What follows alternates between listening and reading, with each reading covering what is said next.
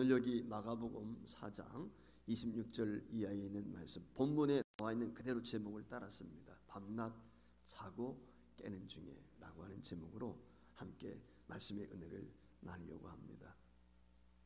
20세기 가장 위대한 신학자, 천재 신학자라고 하는데 그 중에 한 사람을 꼽으라고 하면은 독일의 디트리 본헤퍼라고 하는 목사님일 것입니다. 이 디트리 본헤퍼 목사님은 우리가 잘 아는 것처럼 나치 시대, 이 히틀러의 학정 밑에서 제2차 세계대전이 종식을 고하기 4개월 전에 히틀러에 의해서 죽임을 당했습니다. 그러니까 순교하신 분이십니다. 이 본헤퍼 목사님이 유명한 책을 썼는데 그 중에 하나가 뭐냐면 기독교의 비종교화라고 하는 책을 썼습니다. 이 말을 쉽게 풀으면 기독교는 종교가 아니다 그 말입니다. 이 기독교의 비종교화라고 하는 책에서 이분이 주장하고 있는 한 구절을 소개를 해드리면 그렇습니다. 예수님이 세상에 오셔서 사람들을 부르신 것은 기독교라고 하는 종교로 부르신 것이 아니라 새로운 삶으로 부르신 것이다. 우리가 좀 새겨드려야 될 말인데요, 이게 대단히 중요한 명제가 이 속에 들어있습니다. 기독교인이 뭐냐, 그리스도인이 뭐냐 라고 하는 명제가 이 속에 있는 거거든요. 그러니까 그리스도인이 된다는 것은 예수 믿는다는 것이 무엇이냐, 그것을 명확하게 이 한 말씀으로 우리에게 규정을 해주고 있는 것입니다. 우리가 신앙인으로 산다는 것, 기독교라고 하는 종교인이 되는 것이 아니라 신앙인으로 산다는 것은 이 세상 안에서 예수를 믿기 전과 믿은 후의 삶이 완전히 달라지는 거예요. 완전한 변화. 자, 여러분 아시는 것처럼 고린도후서 5장 17절 말씀에 보면 누구든지 그리스도 예수 안에 있으면 새로운 피조물이다. 새로운 피조물이라는 말은 새로 지음을 받았다는 말이에요. 이전 것은 지나갔으니 보라 새 것이 되었다. 그렇게 말씀을 하고 있습니다. 그러니까 종교인으로 사는 것하고 새로운 피조물로 사는 것은 전혀 다른 것입니다. 이건 별개인 것입니다. 쉬운 예를 들면 그런 거예요. 혹시 밑에 마이크 켜져 있으면 꺼주시고 요 강단 마이크만 켜주시면 좋겠습니다. 이게 무슨 얘기냐면, 예를 들어 친구 만났어요, 길거리에서. 너 교회 가니? 너 기독교인이구나 라고 친구가 이야기했을 때 대답하기를 나 교회 다녀, 기독교인이 돼서 라고 대답할 수가 있거든요. 근데 이렇게 대답하고 이런 생각을 우리가 가지고 산다면, 이런 의식 속에 살아가는 사람은 종교인이다 라고 밖에 이야기할 수가 없어요. 그렇다면 예수님께서 부르신 새로운 삶, 새로운 피조물로서의 삶이라는 것은 무엇인가? 쉽게 얘기하면 그렇습니다. 자, 종교인으로, 즉 예수님을 내 중심에 모시지 않고 크리스찬으로서, 한마디로 말하면 종교인으로 살아간다는 것은 내 힘으로, 내 능력으로 내가 사는 거예요. 나의 주인이 나입니다. 내 중심에 내가 있습니다. 그리고 이 세상을 살 때 내 능력, 내 지식, 내 힘으로 사는 것입니다. 이게 종교인입니다. 하지만 예수님을 믿는 순간부터 그 삶이 바뀌었어요. 새로운 피조물이 되었어요. 새로운 피조물로 산다는 것은 무엇이냐면, 내가 예수님을 믿는 순간부터 내 주인이 주님이십니다. 내가 아니에요. 내 삶의 중심이 내가 아니고 주님이 내 삶의 중심이 되시는 것입니다. 그리고 내 힘, 내 지혜, 내 능력으로 사는 게 아니라 하나님이 내게 부여하신, 주님이 내게 오셔서 내 삶의 주인이 되셨으니까 그분이 나를 다스리고 주장하시고 인도하시는 거예요. 그러니까 주님의 인도하심에 따라서 사는 사람, 이 사람을 이야기할 때 그를 그리스도인의 삶이다, 새로운 삶을 사는 것이다 라고 이야기하는 것입니다. 그래서 이런 삶을 살게 될 때 그 안에 새로운 생명이 싹이 틀 수밖에 없고, 그 새로운 삶을 통해서 열매 맺을 수밖에 없다는 것입니다. 자, 예수님께서 저와 여러분을 초청하셨어요. 마태복음 11장 28절 말씀에 보면은 수고하고 무거운 짐진 자들아 다 내게로 오라, 내가 너희를 쉬게 하겠다. 그러니 우리가 이 초대되어지는 말씀을 듣게 되면 주님께서 우리를 쉬게 하도록 하기 위해서 초청했구나, 쉼에 대한, 안식에 대한 그런 개념으로 우리가 이해할 때가 있단 말이에요. 그러나 실상은 이 말의 의미가 뭐냐면 우리를 새로운 삶으로 초대하신 것입니다. 우리가 예수님의 부르심에 응답하고 나가게 될 때 주님의 부르심에 응해서 나왔다 할지라도 모든 짐을 내려놓지 아니하면 쉼이 없어요. 예수 믿으면서도 고민이 있습니다. 예수 믿는다고 하면서도 염려합니다. 고통스러워합니다. 그 이유가 뭘까요? 짐을 내버리지 못해서, 내려놓지 못했기 때문에. 그러니까 거기는 진짜 쉼이 없는 것이죠. 그러니까 예수 믿고 살아가는 새로운 삶이라고 하는 것은 뭐냐면 예수님을 내 주권자로 받아들이는 거예요. 내 주인으로 받아들이는 거예요. 나의 구주로 그분을 받아들이는 것이고 그분 앞에 내 자신을 어떻게 합니까? 다 맡기는 거예요. 위탁하는 거예요. 전적으로 바뀌어버리는 것입니다. 그리고 그분이 이끄는 대로, 그분이 인도하는 대로, 그분이 주장하는 대로 나는 어떻게 순종하며 따라가는 것입니다. 이것이 새로운 삶이에요. 그러니까 예수님과 우리 사이의 이 관계, 삶의 내용이 분명하지 않게 되면은 예수를 믿으면서도 예수 믿기 전과 똑같아요. 고민하고 번민하고 힘들어하고 싸우고 다투고 화내고 분노하고 똑같은 거예요. 변하지 않는 거예요. 그럼 이 말은 무슨 얘기냐? 예수를 믿는다고 하는데 신앙생활을 하는데 변화되지 못한 거예요. 그래서 세상 사람들이 그런 얘기, 저것도 예수 믿는 거라고. 주제에 박도 못한 거예요. 달라진 게 없거든요. 예수 믿기 전의 모습이 똑같아. 입에서 거친 말 나옵니다. 역설합니다. 싸웁니다. 욕심부립니다. 똑같아요. 달라진 게 없거든요. 그게 새로운 삶이 아니에요. 그래서 우리 주님이 이에 대해서 마태복음 16장 말씀 가운데 보면 13절 이하에서 이렇게 말씀을 하셨어요. 예수께서 띄워주세요. 말씀. 예수께서 빌립보 가이사라 지방에 이르러 제자들에게 물어 이르시되 사람들이 인자를 누구라 하느냐 이르되 더러는 세례 요한 더러는 엘리야 어떤 이는 예레미야나 선지자 중에 하나라 하나이다. 이때 너희는 나를 누구라 하느냐 시몬 베드로가 대답하여 이르되 주는 그리스도시요 살아계신 하나님의 아들이시니이다. 예수께서 대답하여 이르시되 바요나 시몬아 내가 복이 두다. 이를 내게 알게 한 이는 혈육이 아니요 하늘에 계신 내 아버지시니라. 또 내가 내게 이르노니 너는 베드로라. 내가 이 반석 위에 내 교회를 세우리니 음부의 권세가 이기지 못하리라. 내가 청문 열쇠를 내게 주리니 내가 땅에서 무엇이든지 매면 하늘에서도 매일 것이요 내가 땅에서 무엇이든지 풀면 하늘에서도 풀리리라 하시고 그랬어요. 자, 이게 무슨 얘기냐면 예수님 한참 인기가 막 올라가는 거예요. 그러니까 사람들이 예수님을 추종합니다. 동달아 제자들도 기분이 업돼 버렸어요. 그래가지고 제자들도 뇌하부동이 돼가지고 청중들과 다를 바가 없어. 그래서 어떤 생각을 가져요? 예수님이 왕이 되면 나 한 자리 해야지. 서로가 다투지 않습니까? 한참 인기 절정일 때 예수님께서 제자들 이래서는 안 되겠다. 그래서 청중들하고 떨어져요. 가이사라 빌립보라고 하는 것은 북쪽 지역이거든요. 한마디로 하면 찬 지역이에요. 예루살렘에서 뚝 떨어지는 거예요. 그래 그리 제자들을 데려가는 거예요. 머리를 식히는 거예요. 한마디로. 그러면서 예수님이 제자들에게 묻습니다. 야, 청중들이 나에 대해서 어떻게 생각하니? 예, 얼마 전에 세상을 떠났던 세례 요한이 다시 살아났다고 합니다. 엘리야가 다시 왔다고 합니다. 예레미야 혹은 선지자 중에 한 분이라고 합니다. 여러분 이 이야기가 무슨 얘기인지 아세요? 이걸 잘 새겨드려야 돼요. 자, 세례 요한, 여러분 예수님 6개월 먼저 왔던 사람이죠. 근데 이 세례 요한은 구약의 마지막 선지자예요. 구약의 마지막 선지자. 그러니까 마지막 선지자가 세례 요한인데 그 연장선상에서 예수님도 선지자로 보는 거예요. 사람들이. 그럼 이 말의 의미는 그는 구원주가 아니고 선지자. 즉 유대교의 연장선상에 있는 것입니다.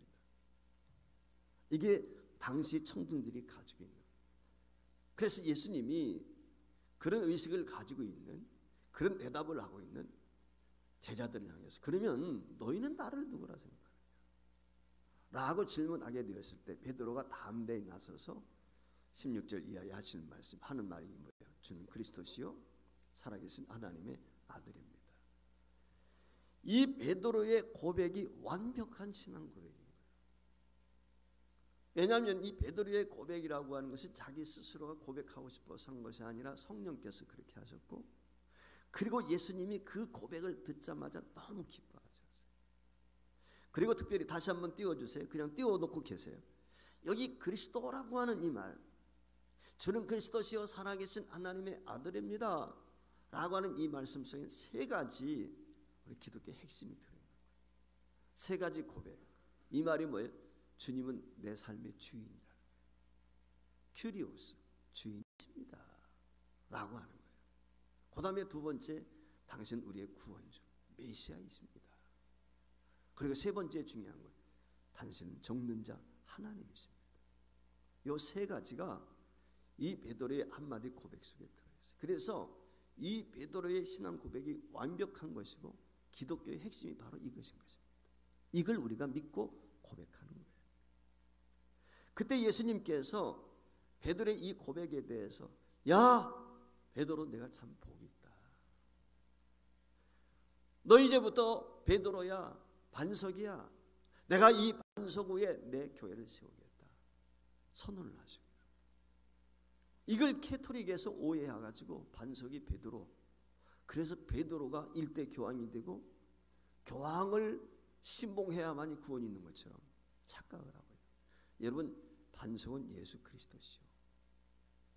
그 예수 그리스도 위에 신앙 고백, 베드로의 신앙 고백 위에 반석을 토대로 해서 교회를, 예수님을 토대로 해서 그 신앙 고백으로 교회가 이루어진다라고 하는 걸 설명하는 것인데, 캐토릭에서는 이것을 오해해가지고 이와 같이 교황을 세워서 교황 무오설 이런 얘기들 하는 것입니다.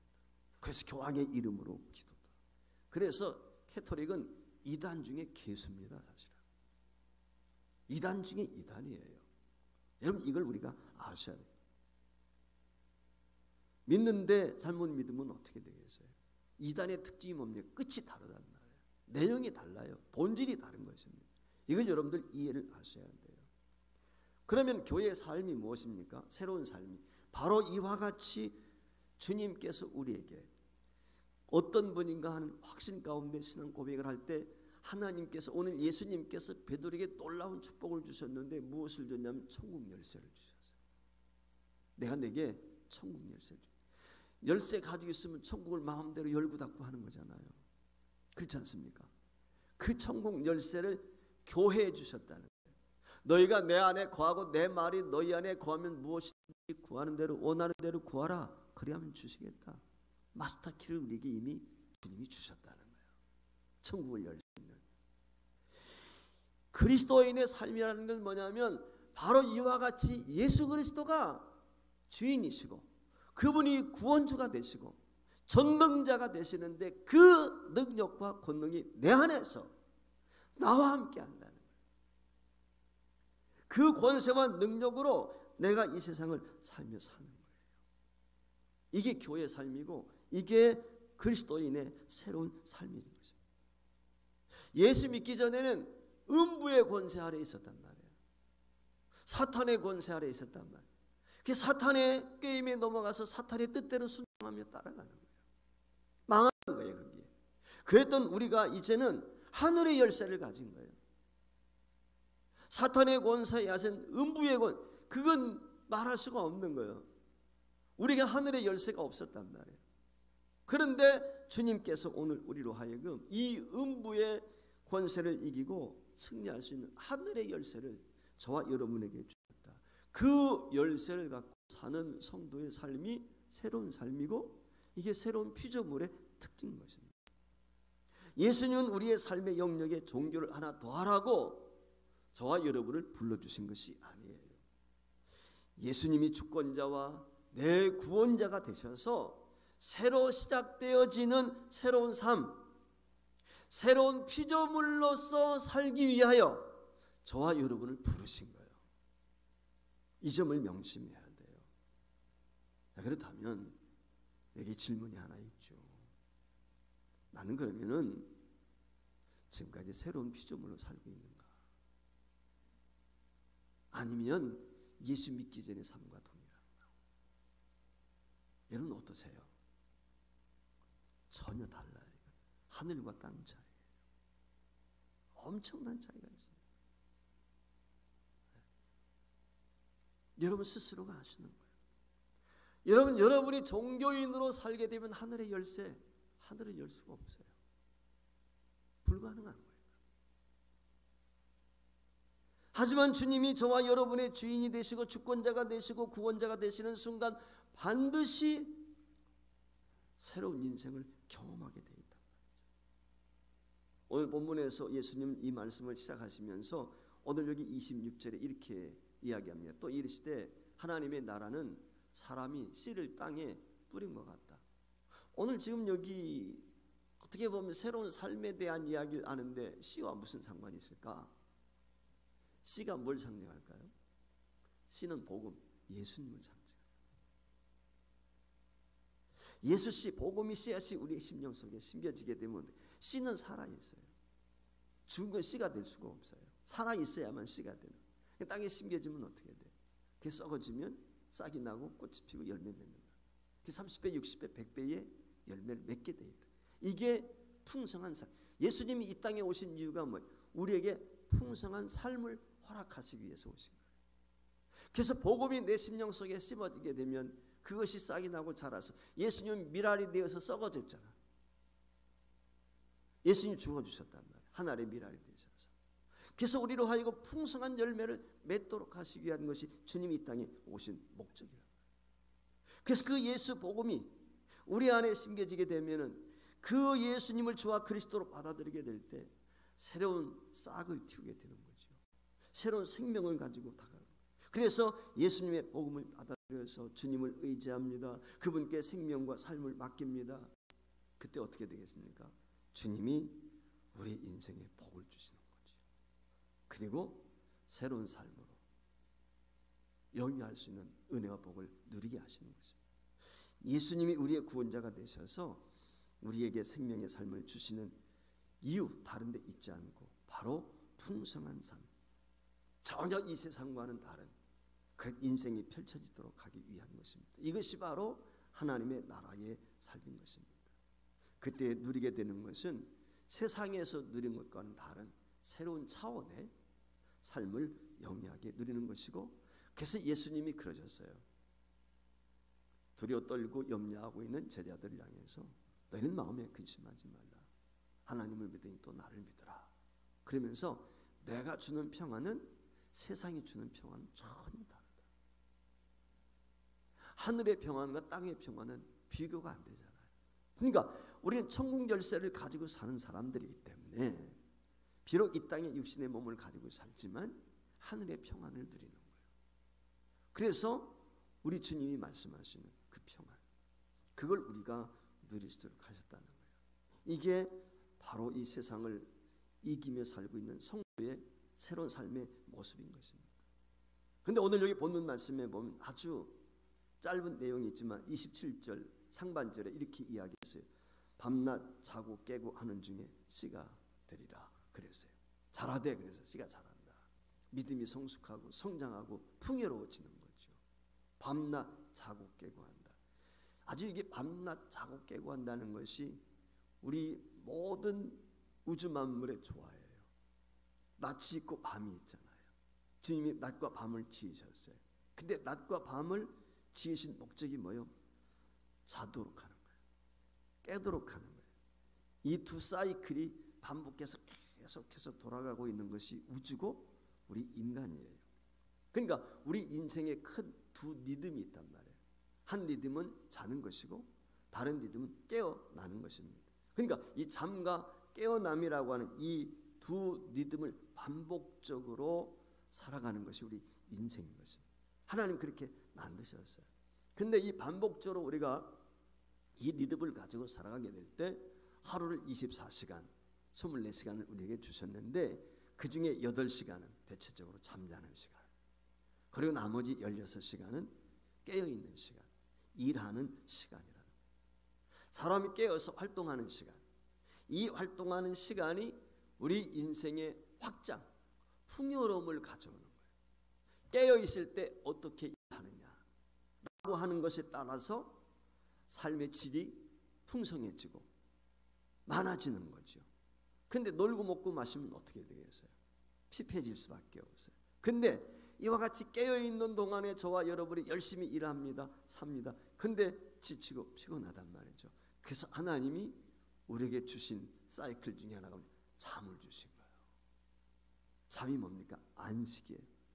쉬는 것입니다. 잠을 통해서 피곤을 잊고 회복하고 재충전하는 것이죠. 그래서 이 일하는 것하고 잠자는 것, 이 사이클이 잘 맞아 돌아가야 되는 것입니다. 여러분 깨어서 열심히 삽니다. 일합니다. 근데 잠이 뭐 안 와. 잠. 어떻게 되죠? 잠을 잘 못 자. 병드는 거예요. 흔히 우리가 잠을 뭐라고 그래요? 잠이 뭐 같다? 그래, 보약과 같다는 거예요. 보약. 잠이 보약이에요. 보약. 건강한 사람의 특징이 뭐냐면 잠을 잘 자요. 잠을 잘 자요. 이게 안기 중요한 거예요. 근데 열심히 일해서 몸은 지쳐 있는데도 잠을 못 자는 사람이 있어요. 그럼 어떻게 돼요? 빼빼 말라가게 되고요. 그렇지 않습니까? 야유어가게 되고. 그러니까 잠이 중요합니다.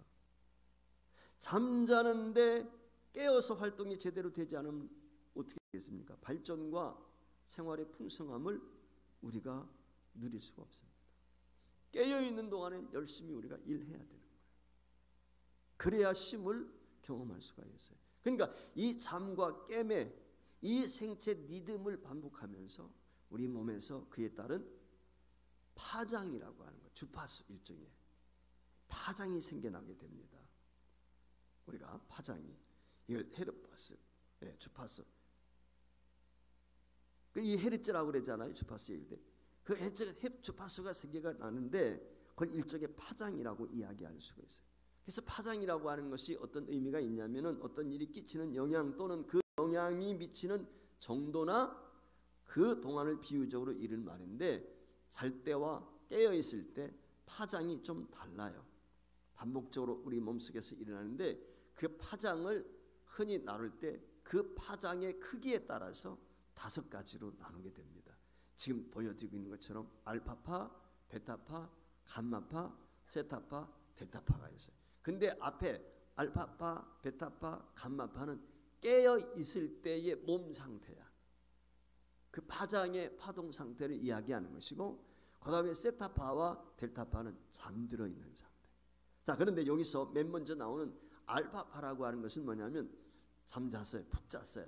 그리고 아침에 깨어났어요. 자, 깨어났을 때 기분이 어때요? 상쾌하죠. 기분이 좋죠. 피곤도 가셨죠. 그때 모습, 이게 알파파예요. 그러니까 막 이제 활동을 시작할 때, 잠에서 깨어나서 활동을 시작할 때 그때의 그 모습을 알파파다라고 이야기하는데, 이때 파도가 한마디로 말하면 쉽게 이야기해서 심장 박동수로 얘기한다고 하면은 그 속도를 이야기할 때 그게 어느 정도 되느냐, 그 주파수가 7.5에서 13Hz에 속한다고 합니다. 평온한 상태란 말이에요. 근데 이 7.5에서 13Hz라고 하는 것을 조사를 해보니까 아기가 엄마 품 안에 있을 때 파장 속도하고 비슷하다는 거예요. 아기가 언제 제일 편안해요? 엄마 품에 있을 때. 그때 제일 편안한 거죠. 그러니까 이 아침에 잠에서 깨어났을 때 그때가 우리 몸 상태, 정신적인 상태라든지 이런 것들이 안정되고 평온하다, 그렇게 이야기할 수가 있어요. 그래서 보통 그 파장이 7.5에서 8.5Hz에 머물게 되는데 이것을 아기 파장 혹은 파이파라고 이야기한다고 하는 것입니다. 그리고 이 파이파라고 하는 것은 전체 우주의 파장의 평균과 같다는 거예요. 그 파장의 속도가. 그래서 아침에 일어나면 상쾌하고 기분이 좋은 이유가 거기에 있는 것입니다. 그 다음에 베타파는 뭐냐면 이제 알파파를 지나서 막 활동하기 시작하는 거예요. 일하기 시작하는 거예요. 자, 우리가 가만히 아침에 일어났을 때 쉽게 말하면 맥박수라든지 이런 것들이 좀 빠르게 뛰지 않지만 활동을 많이 하게 되면 어떻게 돼요? 맥박도 올라가게 되고 혈압도 올라가게 되고 심장박도수도 늘어나지 않습니까? 쉽게 이야기하면은 이해하기 위해서 마찬가지로 우리 생체 리듬의 주파수가 그때부터 조금 올라가게 되는데 이때 주파수가 어느 정도 되냐면 14에서 29Hz에 이른다는 것입니다. 이게 감마파입니다. 그래서 이때 사람들이 많이 어떻게 됩니까? 참 뭐 이게 베타파예요. 이게 베타파 14에서 29가 그래서 활동할 때 그리고 이제 사람이 활동하다 보면 흥분하는 일도 있고 화날 일도 있고 그렇지 않습니까? 그래서 마음이 편치 못해 어떤 때는 미움도 있을 수 있고 초긴장이 될 수도 있고 분노할 때도 있단 말이죠. 이때는 그 파장의 속도가 막 빨라지는 거예요. 그래서 그때 속도가 어느 정도 되냐면은 그때는 이게 30Hz에 이른다는 거예요. 조금 전에 제가 말씀했을 때 아침에 일어났을 때 7.5밖에 안 됐는데 이게 30이 되니까 얼마나 빨라졌습니까? 4배 이상 빨라진 거예요. 그만큼 흥분된 상태니까. 그리고 그것이 지나게 되면 어떻게 돼요? 이제 잠자리에 들게 된단 말이에요. 근데 잠자리에 들기 전에 깊은 잠에 빠지기 이전에 비몽사몽간에 왔다 갔다 하지 않습니까? 누군가 얘기해야 되면 뻗쩍 눈을 뜨고 깨고 그런단 말이죠. 잠을 청하는데 가수면 상태죠. 그때를 세타파, 이것을 렘수면이라고 이야기하는데 이때가 어느 정도 되냐면 7.0에서 4.0Hz에 해당이 된다는 것입니다. 그래서 눈동자도 왔다 갔다 하는 것입니다. 아직 수면 상태에 푹 빠지지는 않은 것입니다. 가수면 상태다. 그렇게 이야기할 수가 있겠죠. 그러다가 어떻게 돼요? 자신도 모르는 사이에 깊은 잠에 빠지게 되면 그 깊은 잠에 빠지게 되었을 때는 누가 떼매가도 부른다. 사실 그게 건강한 잠이거든요.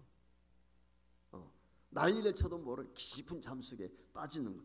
이때 델타파라고 그랬는데 이때 파장이 4.0에서 0.5Hz라고 합니다. 그러니까 아주 차분하게 깔아앉은 거죠. 네. 그 상태. 하나님이 우리를 이와 같이 주관하신다는 것은 과학적으로 볼 때 우리 인생을 잠과 깨미라고 하는 이 두 생체 리듬과 그때의 생명 파장을 누가 다루시느냐? 하나님이 다루신다는 거예요. 그래서 잘 자고 잘 깨야 되는 거죠. 건강한 사람의 특징이 그거예요. 잠을 잘 자는 거예요. 그리고 잘 깨어나는 것입니다. 그래야 활동할 수 있어요.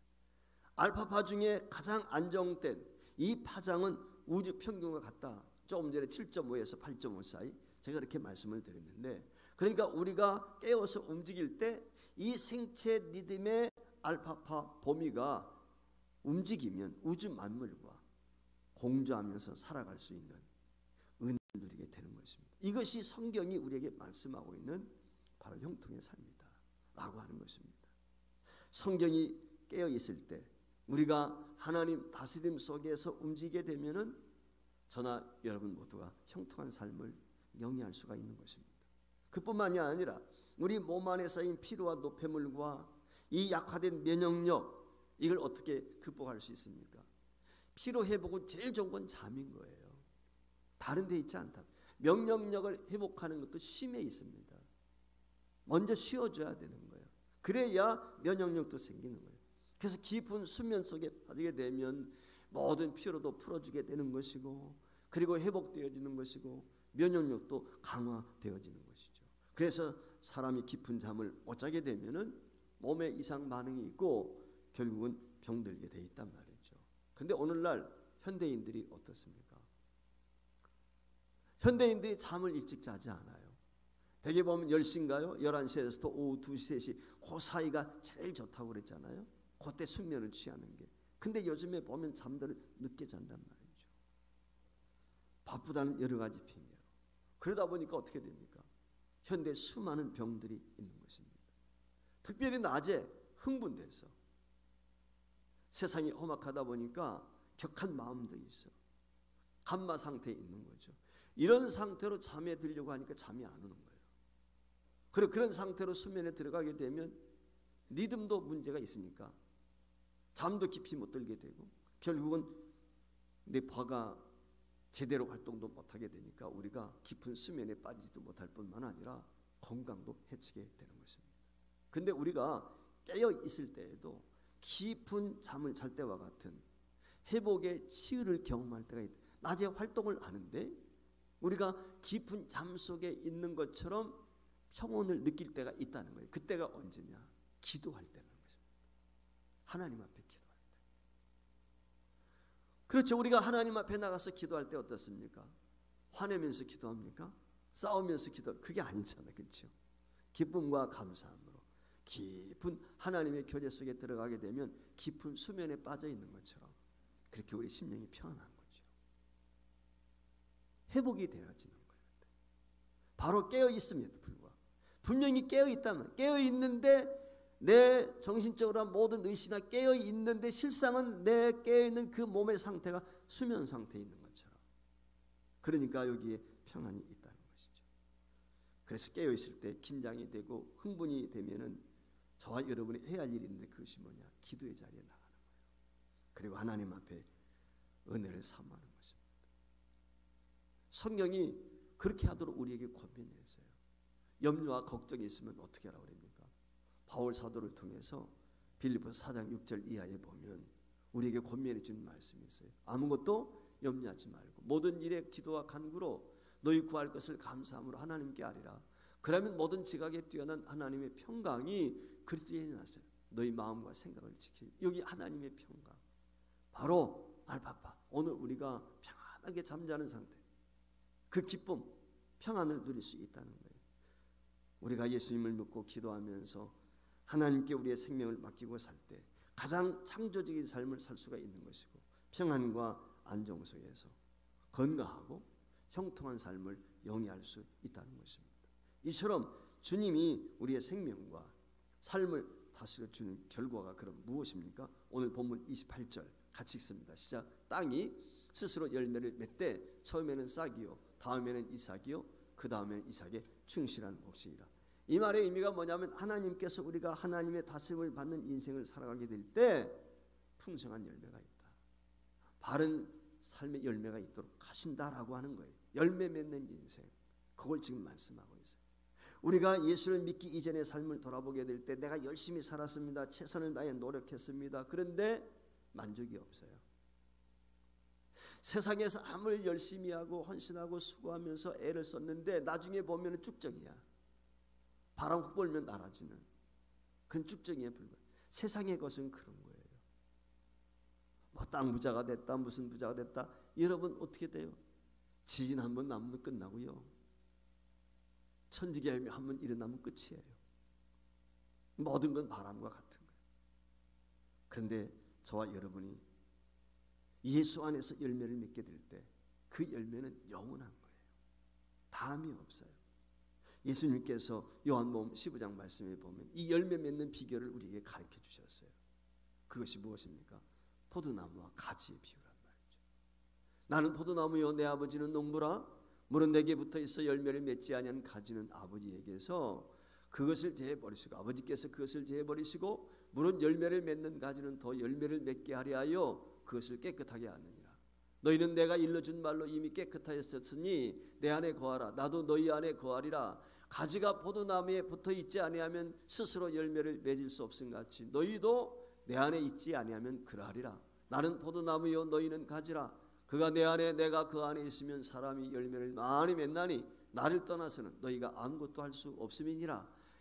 너희가 열매를 많이 맺으면 내 아버지께서 영광을 받을 것이요 너희는 내 제자가 되리라. 할렐루야. 여러분, 하나님 없이 살았던 우리 인생은 참된 열매 맺을 수 없어요. 쭉정이와 같을 수밖에 없는 거예요.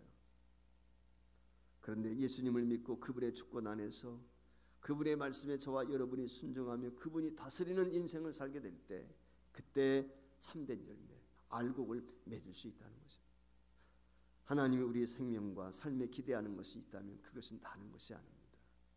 복된 열매, 참된 열매, 알곡과 같은 열매를 맺기 원하시는 거죠.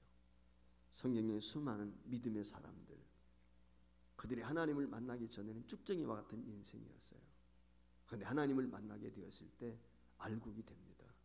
풍성한 열매를 맺습니다. 그리고 위대한 믿음의 사람들이 됩니다. 사는 성도 여러분, 저와 여러분 역시 우리는 기독교라고 하는 종교로 내가 부르심을 받은 것이 아니라 신앙인으로, 달리 말하면은 새로운 삶으로 초대되었다는 것을 기억했으면 좋겠어요. 새로운 삶은 어디서부터 시작이 됩니까? 주님이 나의 주님이시고 그분이 내 삶의 중심이시고 그분이 나와 함께 하신다. 이 믿음으로 사는, 그래서 하나님이 모든 것을 나를 주관하시고 내 주권을 다 이양해서 그분 뜻대로 순종하며 살아가게 될 때 그 삶에 풍성한 열매가 있고 그 열매를 통해서 하나님은 영광을 거두시고 동시에 저와 여러분은 이 땅에서 주님의 제자로서 하나님이 주신 분복을 경험하며 누릴 수 있다는 것입니다. 모든 사람이 코로나19와 여러 가지 위기로 인해서 번민하며 고민하며 길을 찾고 있습니다. 여러분, 길은 어디에 있습니까? 예수 외에는 길이 없습니다. 예수 외에는 답이 없습니다. 문제 해결은 오직 주님께 있습니다. 그 해답이 주님께 있음을 다시 한번 저와 여러분이 기억하시고 나의 구원자, 내 인생의 주관자, 내 인생의 주인 되시는 그분 앞에 내 생명과 나의 모든 삶을 맡기고 그분의 선하신 인도를 따라서 순종함으로 하나님이 기대하시고 원하시는 풍성한 열매를 통해서 하나님께는 영광이요 이 땅에서는 기쁨과 참된 평안을 경험할 수 있는 저와 여러분이 될 수 있기를 주의 이름으로 축원합니다.